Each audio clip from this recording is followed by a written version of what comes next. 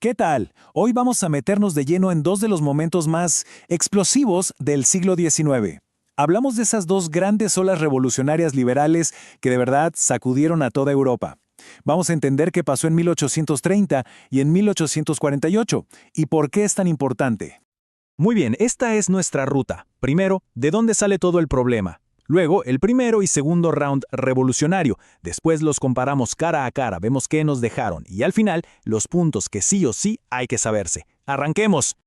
Bueno, para entender la explosión, primero hay que ver cómo se fue calentando todo. Imaginen la Europa post-Napoleón como una olla a presión. Por arriba, los reyes de siempre queriendo tapar todo y volver al pasado. Y por abajo, un montón de ideas nuevas sobre libertad, hirviendo y a punto de reventar la tapa. Y esa tapa tenía un nombre, el Congreso de Viena y la Santa Alianza.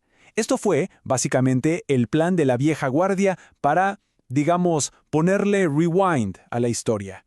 Se juntaron todos los monarcas y dijeron, vamos a aplastar cualquier idea de revolución y a reinstalar el poder absoluto como si la Revolución Francesa nunca hubiera pasado. Un club de reyes contra el progreso. Entonces, aquí tenemos el choque de trenes. Por un lado, la fuerza de la Restauración, que quería mantener todo como estaba, reyes con poder absoluto y privilegios para la aristocracia. Y por el otro, con una fuerza arrolladora, las nuevas ideas. El liberalismo, que pedía a gritos constituciones y libertades, y el nacionalismo, que le susurraba al oído a cada pueblo que merecía tener su propio país. El conflicto era, a todas luces, inevitable. Y claro, la primera gran explosión llega en 1830. Este es el primer round, la primera grieta seria en ese sistema de la restauración. Y como no podía ser de otra manera, la chispa salta en París, que otra vez se convierte en el epicentro del terremoto. ¿Y qué fue lo que encendió la mecha esta vez? Pues el rey de Francia, Carlos X, que se pasó de listo. Sacó unas leyes, las ordenanzas de Saint-Cloud, que eran básicamente un autogolpe.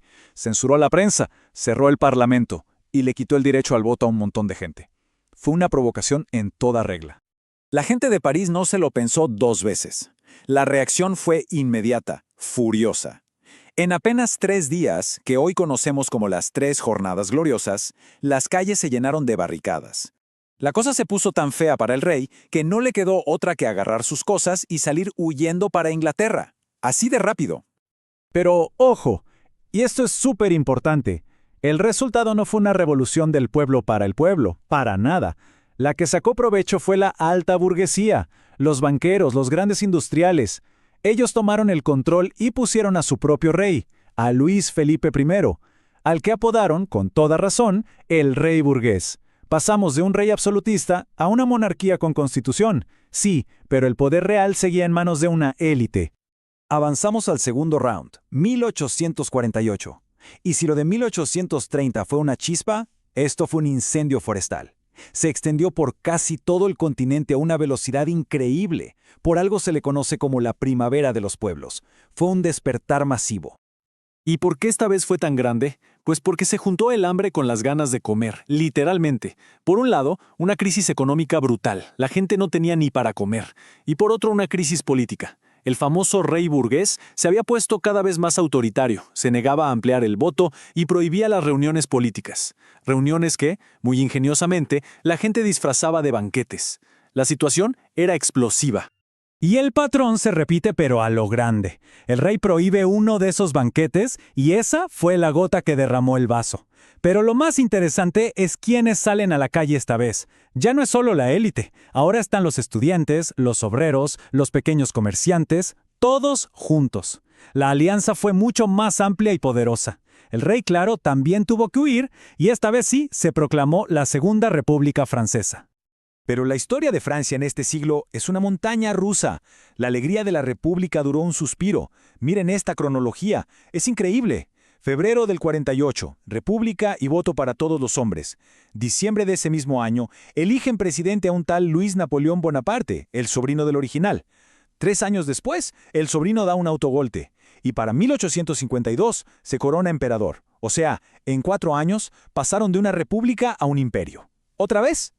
Bien, llegamos a una parte clave, poner una revolución junto a la otra para ver en qué se parecen y sobre todo en qué son diferentes. Entender esto es fundamental. A ver, de entrada tienen cosas en común. Las dos empiezan en Francia, las dos van contra el absolutismo. Pero las diferencias son enormes. La de 1830 es una revolución de guante blanco, de la alta burguesía. En cambio, la del 48 es una revolución de la calle, es mucho más popular, con los obreros como protagonistas. Y además, en el 48 aparecen ideas nuevas. Se habla de democracia real, de nacionalismo y hasta de socialismo. El juego había cambiado. Esta tabla lo resume todo perfectamente. Ideología, pasamos de un liberalismo para pocos a una mezcla de democracia, nacionalismo y socialismo. Protagonistas, de la élite con dinero a una unión de clases populares. Alcance, de un par de países a casi todo el continente. Y el resultado en Francia, de una monarquía constitucional a una república. Que bueno, ya vimos cómo terminó. Uno podría pensar que, como muchas acabaron mal, no sirvieron de nada. Pero sería un error. El impacto de estas revoluciones, a largo plazo, fue brutal. Cambiaron las reglas del juego en Europa para siempre. Su legado es gigantesco. Primero, quedó claro que en Francia la monarquía ya no se sostenía. Segundo, la burguesía se sentó definitivamente en el trono del poder. Tercero, y esto va a marcar el resto del siglo, el nacionalismo se convirtió en la ideología dominante, la que va a mover los hilos para unificar Italia y Alemania. Y cuarto, apareció un nuevo jugador en el campo político, el proletariado, los obreros industriales, con sus propias reivindicaciones. Esta cita lo dice todo sobre 1848. No fue solo un problema local, fue un movimiento que soñaba con ser global. La primera vez que se sintió una ola revolucionaria a escala continental con esa fuerza. Un auténtico despertar de las naciones. Y llegamos al resumen final, la información clave, lo que hay que tener grabado a fuego para entender este periodo tan movido. Vamos a simplificarlo en 3 ideas clave. 1. 1830 es la revolución burguesa. El poder cambia de manos, de los nobles a los ricos. El resultado, una monarquía constitucional. 2. 1848 es la revolución popular. Aquí ya entran todos. Se pide democracia, se agita la bandera de la nación y los obreros levantan la voz. Y 3. El legado de ambas es el fin del absolutismo y el inicio de la Europa que conocemos, la Europa de las naciones y de la lucha de clases. Y para terminar, una pregunta para reflexionar.